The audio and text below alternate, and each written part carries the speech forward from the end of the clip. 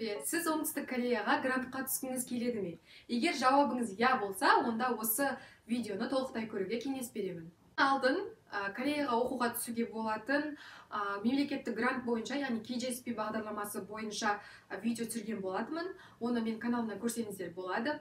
Жалпы ол бағдарлама қаншалықты мықты, күшті мүмкіндіктер бергенімен, оған орын саны шектеулі. Сондықтан мен сіздерге бүгін KJSP-ден бөлек басқа оқуыңызды толықтай төлейтін гранттар туралы айтпақшымын. Бұл грант, сразу ескертейін, бұл грант мемлекеттік грант емес. Оны Samsung секілді үлкен компаниялар қаржыландырады, немесе университеттің өзі сондай қаржы бөліп, сондай грант бөледі. Солай бастасақ, біріншісі ол бізде AMA Scholarship деп аталады. Ол, яғни Art Major Asian Plus Scholarship толықтай айтқан кезде.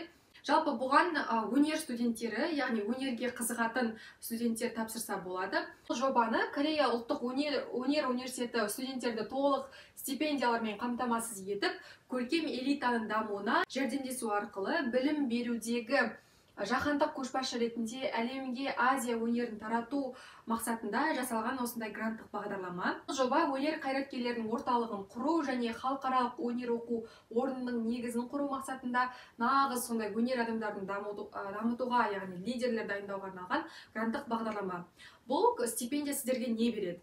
Бірінші, ол сіздің ұшақ билетіңізді төлеп береді, яғни Кореяға келетін кезде және де Кореядан оқуды бітіріп қайтатын кезде. Екінші нәрсе, ол сіздің оқуыңызды толықтай 100% сіздің оқуыңызды қаржыландырады.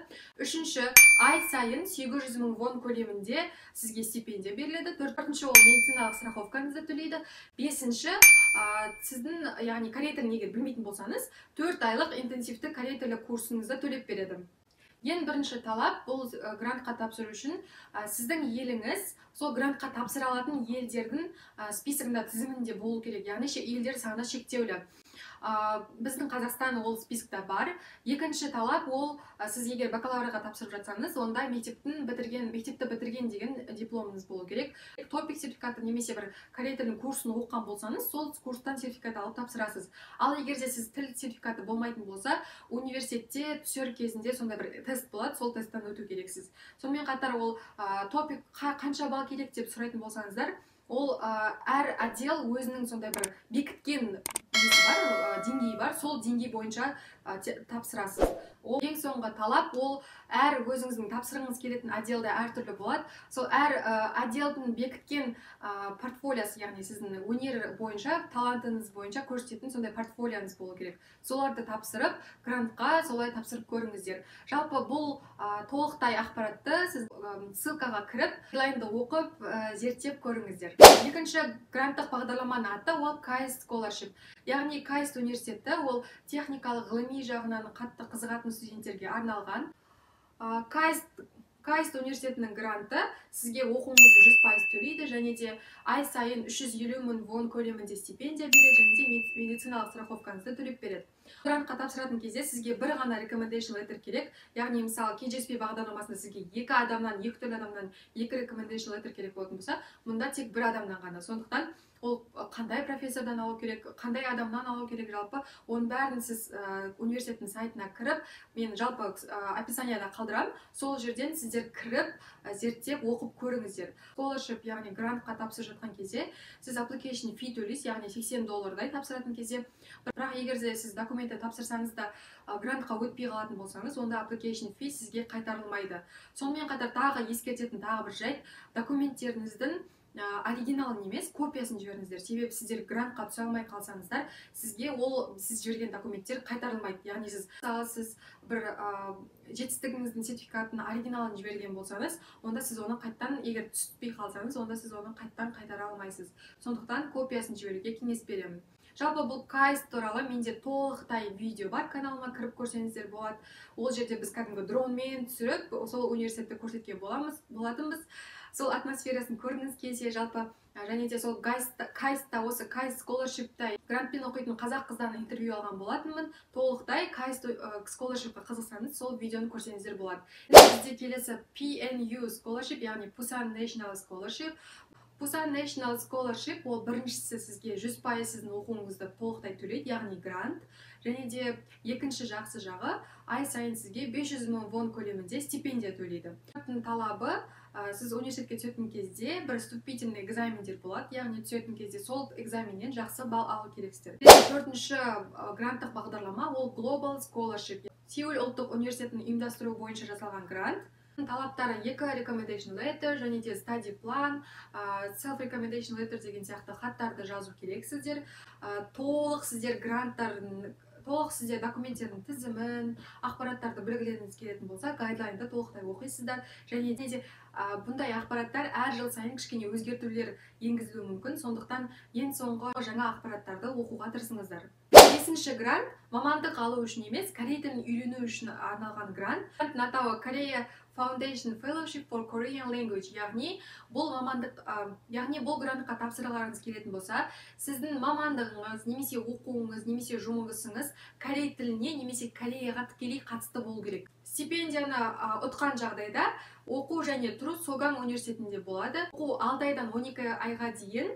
Ол өзіңіздің нәтижеңізге байланысты. Егер де сіз 6 айдың ішінде оқуыңызды бітірмесеңіз, онда 12 айға созылуы мүмкін. Стипендияға тапсыру үшін талаптар онлайн заявка тастайсыз. Талаптары сіз өзіңіз туралы хат жазасыз. Яғни ол жерде неге бұл грантқа тапсырып жатқаныңызды, қандай мақсаттарыңыз бар екенін, корей тілін қандай деңгейде білетініңізді, және де болашаққа қандай мақсаттар қойып жатсыз. Сонымен қатар тағы да егер сіз бакалаврда оқып жатсаңыз, қаншаншы курс екенін, нешінші курс туралы жаңа сертификатты қосып жібересіз, немесе бакалавриатты уже бітіріп қойған болсаңыз, онда дипломыңызды сол хатпен бірге жібересіз. Документтердің ішінде 2 recommendation letter жазу керексіз, және ол кімнен алу керек, қандай адамдардан алу керегін толықтай сайттан оқып алсаңыздар болады.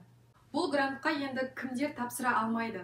Жалпы 2 жыл ішінде бұл грантпен уже оқыған адамдар, және де Кореяға мамандық алу үшін университетке түскісі келетін, яғни сол тапсырып жатқан адамдар бұл грантқа өкінішке орай тапсыра алмайды. Яғни сіздің мамандығыңыз корей тіліне қатысты, тек корей тілін ғана үйренемін деген сондай мақсат болатын болса, онда осы грантқа тапсырсаңыздар болады. Келесі 6-шы гранттық бағдарламаның аты ол Hyundong Scholarship. Бұл грантты жеңіп алу үшін бұл жылы тапсырып жатқан студенттердің ішіндегі ең SAT, яғни SAT мамандығы бойынша ең жоғарғы балл алуыңыз қажет. 4 жыл бойы оқуыңызды толықтай қамтиды, және де сол 4 жыл бойы ай сайын 200 000 вон көлемінде сізге стипендия төлейді. Кішкене ескертетін жағдай бар, оқу кезінде сіздің GPA-іңіздің орташа баллы B+-тен төмендеп қалса, немесе де бір емтихандардан F балл алсаңыз, немесе университеттен уақытша кете тұрсаңыз, онда сізді шығарып жіберуі мүмкін. Екінші гранттық бағдарлама ол Best KNU Scholarship. Яғни бұл гранттық бағдарлама магистратура және докторантураға тапсырғысы келетін студенттерге арналған. Общежитиеде тұратын болсаңыз, және де тамағыңызды төлейді. Одан бөлек өзіңіздің шығындарыңызға арналған 200 000 вон көлемінде стипендия төлейді. Бұл гранттың жалпы талабы сіз бакалавриатты бітірген кезде топ 20 студенттің қатарында немесе 100 балдан 80 балға бітірген болу керексіз. Келесі талабы ағылшын тілді емес, яғни ана тілдері ағылшын емес елдер, мысалы біздің ел Қазақстан, онда тіл сертификаттарын тапсыру керек. Мысалы ең минимумдар ол топик 3-тен және жоғары, минимумсыз топик 3 болу керек, IELTS минимумсызде 5-те 5 болу керек, және TOEIC емтиханы бойынша минимумсызде 700 болу керек. Ал Америка құрама штаттары, Австралия сияқты ана тілі ағылшын елдері тіл сертификаттарын тапсырмаса да болады. Келесі бізде 8-ші грант, ол Ихва университеті, яғни қыздарға арналған университеттің гранты. Ихва Global Partnership Program деп аталады. Жалпы бұл университетке бакалавриатқа да, магистратураға да, докторантураға да тапсыруға болады. Айтып өткенімдей қыздарға арналған. Бұл грант сіздің тапсыратын кездегі ақыңызды, толықтай сіздің оқуыңызды 100% төлейді, және де ай сайын стипендия бөледі. Сонымен қатар сізде медицинская страховка, және егер де университеттің общагасында тұратын болсаңыз, оны да төлеп береді. Келесі бізде 9-шы грант Samsung Global Sonkyun Scholarship for International Students деп аталады. Бұл грант сіздің оқуыңызды толықтай 100% қамтиды, және де ай сайын сізге 500 000 вон көлемінде стипендия төлейді. Сіз ары қарай қандай документтер қажет, соның барлығын толық ақпаратта ссылкадан көріп, өзіңіз оқуыңыз керек, және де гайдлайнды толықтай оқып, әрқашан қандай уақыттарда тапсыратын жібере алмас үшін тексеріп жүруді кеңес беремін. Бүгінгі ең соңғы тәмамдаушы 10-шы гранттың аты Samsung Dream Scholarship деп аталады. Жалпы бұл гранттың мақсаты дамушы елдерден келген студенттерден болашақ лидерлер дайындап, кейін сол лидерлер өзінің еліне қайтып, өз елін дамытуына үлес қосса екен деген сондай мақсатта жасалған грант. Жалпы бүгінгі гранттар, яғни мен сіздерге бүгін 10 грант туралы айтып бердім. Кореяда дамушы елдерге арналған гранттар көп. Себебі жалпы Корея кезінде өте кедей болған. Сол кезде өзі Америка құрама штаттарынан өте көп көмектер алған. Яғни басқа елдерден осындай грант секілді жұмыс істеуге, яғни жастарға арналған сондай гранттар секілді көмектерді алған. Енді қазір Корея алпауыт мықты елге айналғандықтан, жақсы дамығандықтан, өзінің кезегін, яғни сол кезінде көмек алған қайтарымы ретінде дамушы елдерге өзін солай көмектескісі келеді. Яғни дамушы елдерден жастарды студенттерге стипендия беріп, сол студенттерден мықты мамандарды дайындап, кейін сол мықты мамандар өзінің еліне қайтып, өзінің елін дамытса екен деген сондай мақсатта жасалған. Сондықтан сіздер толықтай іздейтін болсаңыздар, сондай мықты гранттар әрине де табуға болады Қазақстанға арналған. Бірақ бір сәт ол кейбір гранттардың тізімінде біздің еліміз болмауы мүмкін. Сол үшін сіз оны тапсырмай жатып, документтерін дайындамай жатып, бірінші тізімде біздің ел бар ма, жоқ па, соны толықтай тексеріп алыңыздар. Және де мен айтып уже кеткен гранттардың тізімі де, ссылкасы да барлығын сіздерге қалдырамын. Өздеріңіз толықтай оқып, зерттеулеріңізге кеңес беремін. Менің видеом ұнаған болса, онда лайк басып, комментарий қалдырып, өзіңіздің пікіріңізді қалдырып, түсінбеген жерлеріңіз болса сұрасаңыздар болады. Сонымен қатар, Кореяға түскісі келетін достарыңыз болатын болса, мен видеомен бөлісіп отырсаңыздар көп рахмет. Сонымен қатар, бүгінгі видео сіздерге пайдалы болды деп ойлаймын. Алдағы уақытта да сіздерге пайдалы болады деген видеолар түсіруге тырысамын.